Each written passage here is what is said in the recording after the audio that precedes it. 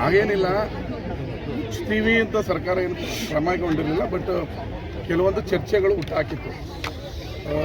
D K Shivakumar ಅವರ ನೇತೃತ್ವದಲ್ಲಿ cabinet ಉಪಸಮಿತಿಯನ್ನು ಮಾಡಿ ಸಾಧಕ ಬಾಧಕಗಳ ಚರ್ಚೆಯೇ ನಡೀತಾ ಇತ್ತು.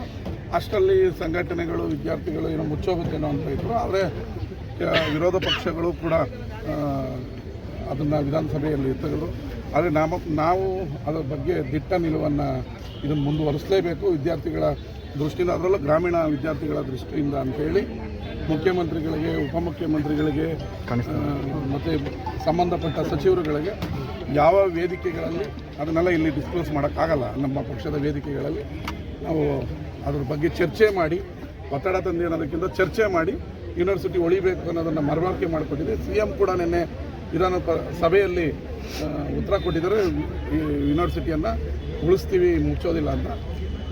ಅದರ ಪೂರಕವಾಗಿ 3,10,00,000ದಲ್ಲಿ ಉತ್ತರವನ್ನು ಯಾರ್ಯಾರು ಎಲ್ಲರೂ ಕನಸಿನಿಂದ, ಯಾರೇನು ಪಾಪ ವಿರೋಧ ಅಂತಲ್ಲ, ಇಲ್ಲ ಹೋರಾಟ ಅಂತಲ್ಲ, ಕನಸಿನಿಂದ ಹೇಳಿರೋರಿಗೆಲ್ಲ ಧನ್ಯವಾದ ಹೇಳ್ತೀನಿ.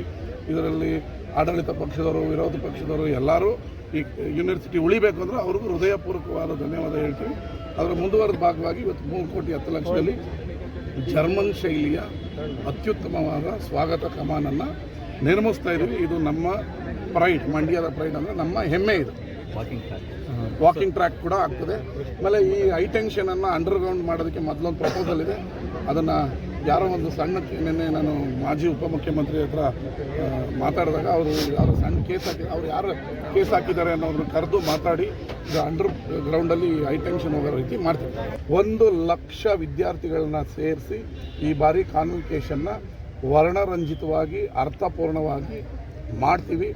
ರಾಜ್ಯಪಾಲರು ಟೈಮ್ ಕೊಟ್ಟಿದ ತಕ್ಷಣ ಬೆಳಗ್ಗೆ ರಾಜ್ಯಪಾಲರ ಕಾರ್ಯಕ್ರಮದಲ್ಲಿ ಕಾನ್ವೊಕೇಷನ್ ಪದವಿ ಕೊಡೋದು ಮಾಡ್ತೀವಿ. ಸಂಜೆ ಒಂದು ಒಳ್ಳೆ ತಂಡವನ್ನು ಕರೆದು ಸಂಗೀತ ಸಂಜೆ ಮತ್ತು ವಿದ್ಯಾರ್ಥಿಗಳಿಗೆ ಮನೋರಂಜನೆ ಮಾಡೋದನ್ನು ಇಡೀ ದೇಶ, ಮಂಡ್ಯದಲ್ಲೂ ಯೂನಿವರ್ಸಿಟಿ ಇರಬೇಕು ಅನ್ನೋದನ್ನು ತೋರಿಸ್ತೀವಿ.